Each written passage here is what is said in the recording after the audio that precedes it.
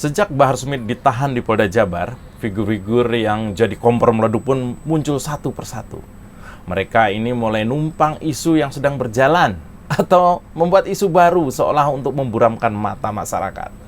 Karena mereka itu tahu aparat sedang sibuk urus Bahar Smith, jadi seolah mereka ini seperti tim serang level 2 yang panik. Begitu jagoannya nggak berdaya diproses hukum karena kelakuannya sendiri.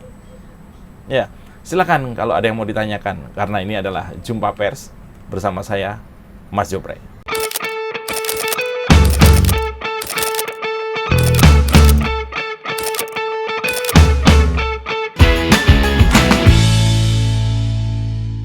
Ya, silakan.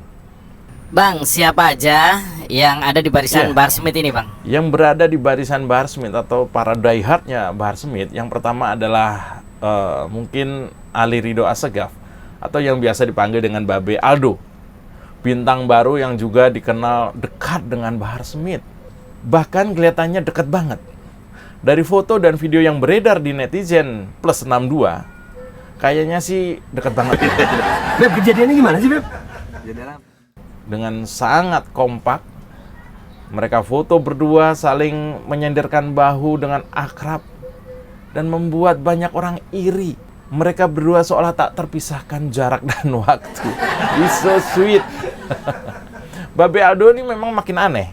Ketika tahu Bahar ditahan, aksinya yang biasanya cuma jadi konten YouTube, sekarang sudah mulai ngajak ibu-ibu demo loh. Gak tanggung-tanggung. Dia mulai ngajak perang Kementerian Kesehatan setelah sebelumnya ngajak perang Gus Arya, seorang YouTuber juga. Tapi ya gitu deh. Ya, Babe Aldo juga melakukan provokasi untuk menolak mandatori vaksin terhadap anak-anak. Ya, memang vaksin bagi anak-anak mulai gencar dilakukan pemerintah di tengah badai gelombang Omikron. Bukannya bantu program vaksin yang jelas-jelas sangat dibutuhkan, malah Babe Aldo ini mengajak ibu-ibu untuk seolah-olah menolak vaksin bagi anak-anak mereka. Babe Aldo ini sambil teriak-teriak anti mandatori vaksin anak, selalu pakai baju dengan bendera Palestina di lengannya. Dia nggak tahu, bahkan di Palestina, orang-orang sampai antri menunggu divaksin. Seolah Babe Aldo ini yang penting berani ngebacot aja dulu, soal fakta kan bisa dicari belakangan. Itu juga kalau ada. Lalu ramai tagar, tangkap Babe Aldo. Apakah ini akan menarik perhatian aparat? Karena ibu-ibu sudah mulai tertarik dengan bacotannya Babe Aldo nih. Nah, ini dia videonya. Kami mendukung vaksin untuk anak-anak. Pak polisi, tangkap aja tuh penyebar hoaknya, ya nggak? Ya, tangkap. Tuh, anak saya juga mana vaksin, kenapa tangkap. Ayo, tangkap yang menyebar hoak. Nah, seru kan? Emak-emak lu lawan. Silakan, ada lagi? Ya, Bang. Selanjutnya siapa lagi, Bang? Kira-kira, Bang? Ya, saya tertarik dengan figur yang bernama Haikal Hasan. Orang yang mengaku sebagai pendakwah dan baru mulai dikenal orang lantaran aktif di gerakan Monas 212. Haikal yang memang kita akui jago akting ini beberapa kali membuat heboh pemberitaan lantaran kasus soal ketika pidato di pemakaman Laskar Rizik. Sampai hoax yang ia tebar dengan mengatakan bahwa Rizik Syihab dipenjara di bawah tanah tanpa bisa melihat matahari. Yang mana ada matahari di penjara? Yang mau belanja juga siapa, Beh? Babe Haikal ini juga salah satu pembela Bahar Smith. Dia yang mengatakan Habib Zain Assegaf alias Kribo atau Habib Kribo adalah orang kasar. Sementara Bahar Smith yang telah terbukti secara sah menganiaya 2 kali dan dipenjara 2 kali juga masih ia bela. Inikah yang dimaksud dengan cinta buta? Babe Haikal ini juga dikenal dekat dengan cendana. Seperti juga pentolan-pentolan ex-ormas terlarang FPI lainnya, memang rata-rata dekat dengan cendana. Tapi jejak digital membuktikan Haikal Hasan ini memang seolah penasihat spirit. Atau bukan spiritual ya, penasihat spiritual di cendana ya, seolah-olah seperti itu. Saya nggak tahu. Saking seringnya ada di tiap momen besar di keluarga Soeharto. Kenduri melulu nih Babe ini. Ya, silakan. Ada lagi. Terus yang ketiga kira-kira siapa, Bang? Tokohnya, Bang? Ada Kira-kira. lagi figur yang ikutan sibuk dengan kasus Bahar Smith ini. Dia adalah Egy Sujana yang sampai saat ini netizen selalu bingung. Kenapa di dalam ruangan selalu pakai kacamata hitam? Berkembang isu bahwa kacamata itu adalah pemberian dari Tony Stark alias Iron Man yang berfungsi antara lain bisa buat nonton YouTube. Alah, ini apa sih? Apa hebatnya kacamata bisa buat nonton YouTube? Iya, itu rumorsnya. Tapi Egy adalah aktivis lintas rezim. Dari zaman Pak Harto dia sudah aktivis jalanan. Zaman Gus Dur ia pernah jadi aktivis dan minta Gus Dur mundur. Waktu zaman SBY, Egy juga jadi aktivis dan pernah lantang bilang bahwa cara SBY memerintah itu seperti banci. Masa begitu sih? Lalu zaman Jokowi dia juga jadi aktivis. Bahkan mungkin zaman Jan Etes cucunya Pak Jokowi dia juga bakal tetap jadi aktivis. Iya.